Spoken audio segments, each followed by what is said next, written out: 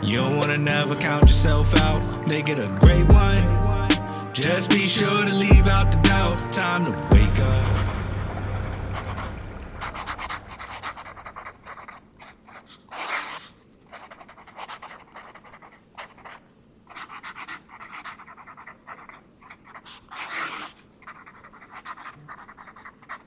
Hi, I'm Harrison Tash, author and illustrator of Exit Without Leaving. And you're probably wondering, why in the world did this guy just draw a Yak Bak on the screen? Well, Yak Bak has like a lot of significance for me as a kid because it was one of the toys that I really remember. That and Stretch Armstrong. You guys, hopefully you know these toys because they are amazing. But Yak Bak was this toy where you could audibly say something into it and then you could press play and it would repeat it back to you. And you could keep pressing play, and sometimes you would press say when you didn't mean to, and it would take away that audible thing that you just wanted to hear back to you.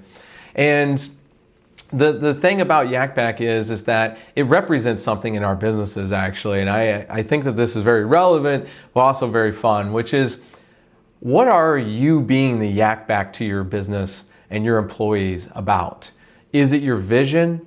Is it your values? Is it driving the culture? And one of the things that we like to say is language drives culture. And so if you're not Yak Backing the right things to your employees, the right thing to your business as a whole, you're probably creating a culture that you didn't intend to. And this is just a thought for the day, which is, what are the words that we're using? Because all actions are going to start with a thought, and there should be said out loud, which then drives the actions that you want.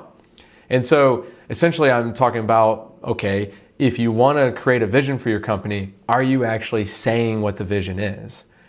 And of course, action has to follow what you're saying.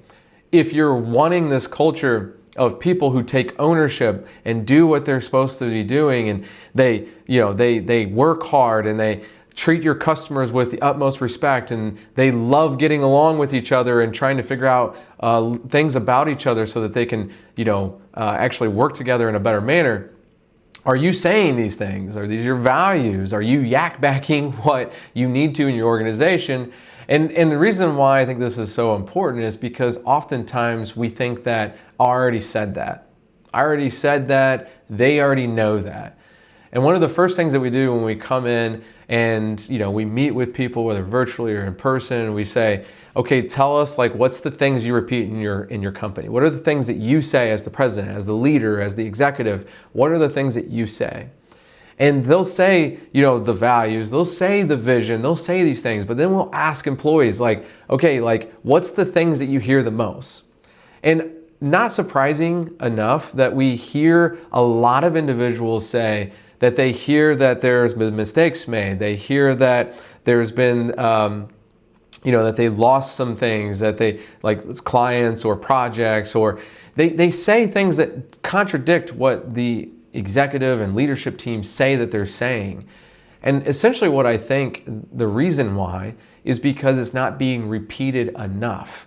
When we repeat the things and we follow it by action, we actually solidify that we mean what we say and we say what we mean. And if you want to drive towards the culture that you want to create for your business and for your teams, as leaders, we have to learn that when we say it and we think that we've said it enough, we probably need to keep going and keep saying it. I hope this was helpful to you, and it was just a thought of the day, and we'll talk to you next time.